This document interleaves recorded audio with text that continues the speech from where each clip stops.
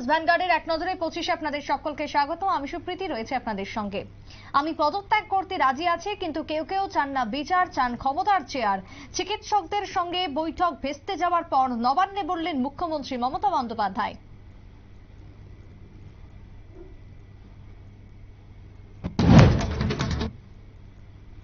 34 দিনের মাথায় এসে আলোচনা ফলপ্রসূ হওয়ার কথা ছিল, এ কথা আমরাও মনে করি, কারণ রাজ্যের প্রতিটি মানুষের মানসিক ও শারীরিক স্বাস্থ্য বিপর্যস্ত। কিন্তু আলোচনা হলো না। নবান্নে মুখ্যমন্ত্রী মমতা বন্দ্যোপাধ্যায়ের সাথে বৈঠক ভেস্তে যেতেই প্রতিক্রিয়া আন্দোলনকারী চিকিৎসকদের।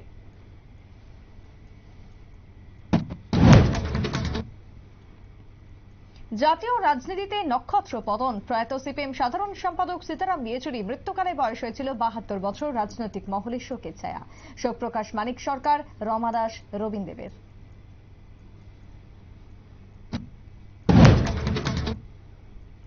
পুজোর আগে ব্যবসায়ীদের পেটে লাথি। শহরের ফুটপাত দখলমুক্ত করার নামে হকার উচ্ছেদ অভিযান করল আগরতলা পুর নিগম। লাইসেন্স না থাকায় বেশ কয়েকজন ক্ষুদ্র ব্যবসায়ীর দোকান গুড়িয়ে দিল পুর প্রশাসন। তবে ফুটপাত দখল করেও ছাড় পেল সংগঠন অফিস।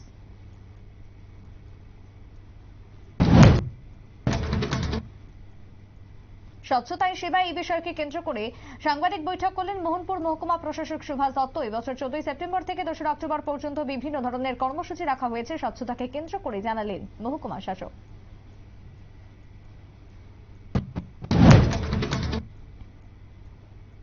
বিদ্যুতের শর্ট সার্কিটের ফলে প্রাণ গেল 7 বছরের এক শিশুর।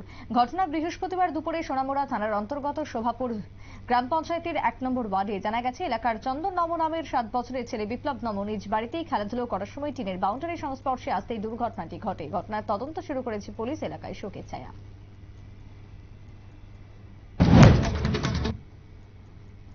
ছেলের হাতে রক্তাক্ত জন্মদাত্রী মা। জানা যায়, আড়ালি এলাকার বাসিন্দা সন্ধ্যারানী দাস তার যার বড় ছেলে প্রতিনিয়ত মায়ের উপর টাকার জন্য চাপ সৃষ্টি করছিলেন। বৃহস্পতিবার টাকা আদায়ের দাবি করে তা না পেয়ে মারধর করে মাথা ফাটিয়ে দেয় ছেলে। বর্তমানে আহত মা জিবি হাসপাতালে চিকিৎসাধীন।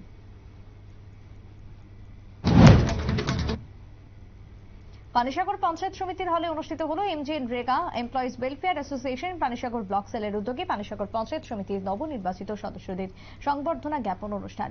উপস্থিত ছিলেন পানিসাগর সমষ্টি উন্নয়ন আধিকারিক নবব্রত দত্ত, পানিসাগর পঞ্চায়েত সমিতির চেয়ারম্যান সঞ্জয় দাস সহ অন্যান্যরা।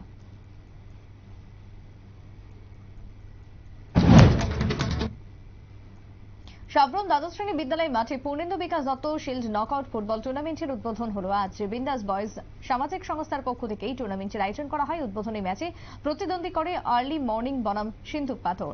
3-2 গোলের ব্যবধানে আর্লি মর্নিং সিন্ধুক পাথরকে পরাজিত করে।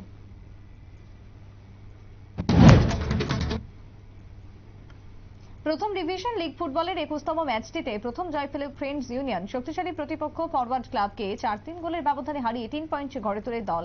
বিরতির আগে বিজয়ী দল এগিয়ে ছিল 2-1 গোলের ব্যবধানে। বিজয়ী দলের পক্ষে জোড়া গোল করে বিশাল জমাতিয়া ম্যাচের সেরা নির্বাচিত হন।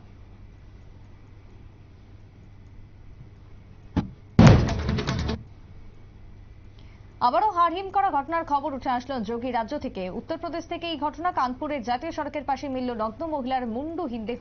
পুলিশের আশঙ্কা ধর্ষণ করে তাকে খুন করা হয়েছে। পরে দেহ ফেলে রেখে পালিয়ে যায় দুষ্কৃতীরা। তদন্তে নেমে নৃশংস ঘটনায় এখনো পর্যন্ত কাউকে গ্রেপ্তার করতে পারেনি পুলিশ।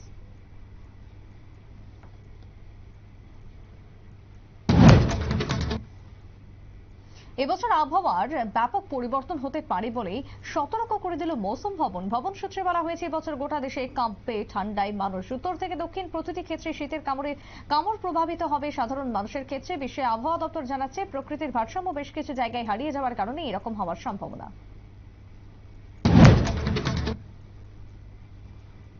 নেকড়ের ফলে এবার গ্রামবাসীদের মধ্যে আতঙ্ক ছড়িয়েছে। নেকড়ের পরে বানরের ক্ষেত্রে শিশুরা পালানোর চেষ্টা করলেও তাদের কামড়ে দিচ্ছে বানর। শুধু তাই নয়, সাধারণ মানুষ এবং মহিলাদের উপর আক্রমণ চালাচ্ছে বানরের দল। উত্তরপ্রদেশকে ঘিরে আতঙ্কে ভুগছে শিশু থেকে শুরু করে প্রত্যেকেই। বন দপ্তরকে সতর্ক করা হয়েছে বানরের আক্রমণের হাত থেকে যেভাবেই হোক সাধারণ মানুষকে রক্ষা করতে।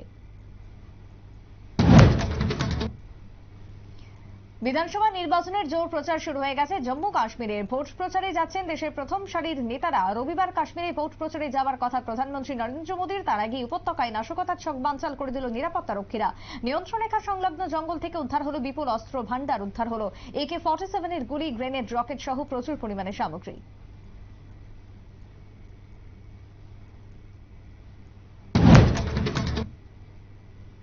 2023 সালের 5 অক্টোবর থেকে শুরু করে 19 নভেম্বর পর্যন্ত অনুষ্ঠিত হয়েছিল বিশ্বকাপ ক্রিকেট। ভারতের 10টি মাঠে অনুষ্ঠিত হয়েছিল ম্যাচগুলো, যার ফলে ক্রিকেটকে ঘিরে ব্যাপক অর্থনৈতিক পরিবর্তন পরিলক্ষিত হয়। ভারতে তৈরি হয়েছিল 48,000 কর্মসংস্থানের, তবে সেক্ষেত্রে ভারতের আয়ের পরিমাণ রেকর্ড মাত্রা ছুঁয়েছে। আইসিসির প্রকাশিত হরি বোর্ডে বলা হয়েছে 2023 সালে ভারতে অনুষ্ঠিত বিশ্বকাপে ভারতের সংগ্রহিত অর্থের পরিমাণ 1.39 বিলিয়ন মার্কিন ডলার।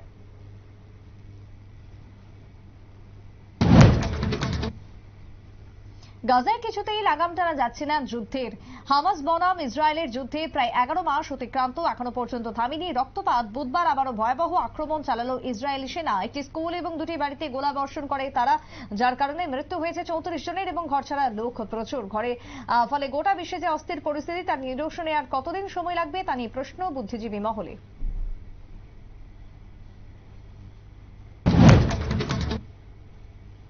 গোটা বিশ্বে মাইক্রোসফটের প্রতিষ্ঠাতা বিল গেটসের রাতের ঘুম কেড়ে নিচ্ছে অতিমারি এবং যুদ্ধ। যদিও একটা সময় জলবায়ু বিপর্যয় এবং সাইবার অ্যাটাকের ভয়াবহতা নিয়ে সতর্ক করা হয়েছিল, তবে এবার যুদ্ধ এবং অতিমারি আরো বেশি ভাবাচ্ছে এই ধনকুবেরকে।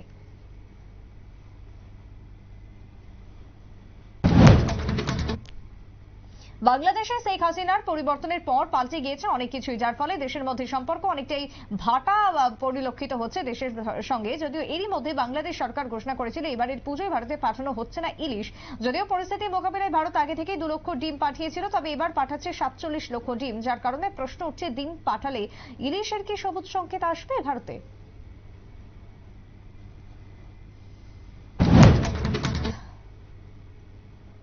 বুধবার মধ্যরাতে হাসপাতালে ভর্তি করা হলো বিএনপি চেয়ারম্যান তথা বাংলাদেশের প্রাক্তন প্রধানমন্ত্রী খালেদা জিয়াকে। গত কয়েক বছর ধরে বিভিন্ন শারীরিক সমস্যায় ভুগছিলেন তিনি, যার কারণে দেশে যাওয়ার কথা ছিল খালেদা জিয়ার। মোহাম্মদ ইউনূসের নেতৃত্বে অন্তর্বর্তী সরকার তাকে দিয়েছিল, কিন্তু আচমকাই অসুস্থ হওয়ার পর তাকে ভর্তি করানো হলো হাসপাতালে। যদিও হাসপাতাল কর্তৃপক্ষ জানিয়েছে অনেকটাই সুস্থ রয়েছেন তিনি।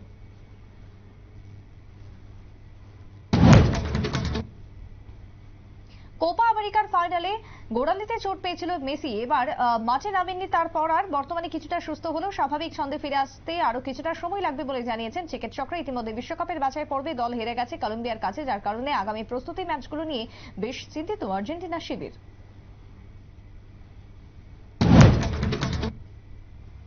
বকেয়া বিলের পরিমাণ ক্রমশ বাড়ছে বাংলাদেশে। যে বিদ্যুৎ বিল মেটায় বাংলাদেশের পাওয়ার ডেভেলপমেন্ট বোর্ড, কিন্তু বাংলায় পালা বদলের পর এক অস্বস্তিকর পরিস্থিতি তৈরি হয়েছে। আগামী দিনে বিদ্যুৎ বিল পরিমাণ যেন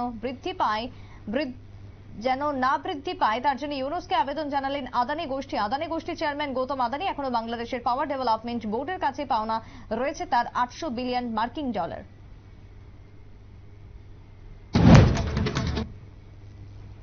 শুধু আরজিকর কাণ্ড নয়, এবার বেআইনি আর্থিক লেনদেন এবং দুর্নীতির মামলায় অভিযুক্ত হলেন আরজিকরের মেডিকেল কলেজের প্রাক্তন অধ্যক্ষ সন্দীপ ঘোষ এবং তার স্ত্রী সঙ্গীতা ঘোষ। দিদির কাছে অভিযোগ রয়েছে কলকাতা 3টি ফ্ল্যাট এবং 2টি বাড়ি ছাড়াও বহরমপুরে ফ্ল্যাট এবং বাড়ির সম্পত্তি রয়েছে তাদের।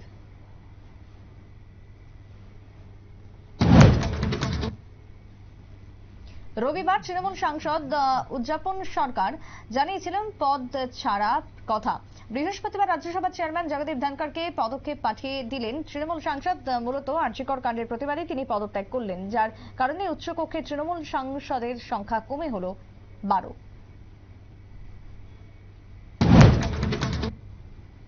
আবারও সমালোচনার সম্মুখীন কংগ্রেস নেতৃত্ব রাহুল গান্ধী। আমেরিকায় ভারতীয় বংশোদ্ভূত এবং প্রবাসী ভারতীয়দের সঙ্গে বৈঠকের পর রাহুল গান্ধী জানান যে শিখরা যেন নিজেদের ইচ্ছেমতো মাথায় পাকড়ি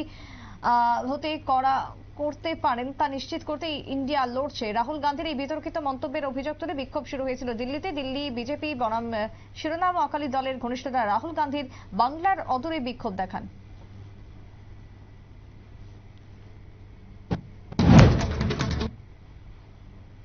ঋণ খেলাপের মামলায় অভিযুক্ত হলেন ভারতের হিরে ব্যবসায়ী নীরব মোদী। ইডির অভিযোগ পিএনবির সহ বেশ কিছুর সাথে প্রতারণা করেছেন তিনি, যার পরিমাণ 29 কোটি 75 লক্ষ টাকা সম্পত্তি।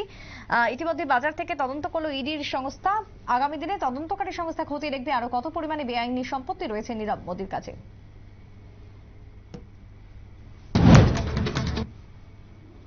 এখনকার মতো 1 নজরে 25 পর্যন্ত। এই পরবর্তী নিউজ আপডেট দেখার জন্য চোখ রাখবেন শুধুমাত্র নিউজ ভ্যানগার্ডের পর্দায়। নমস্কার।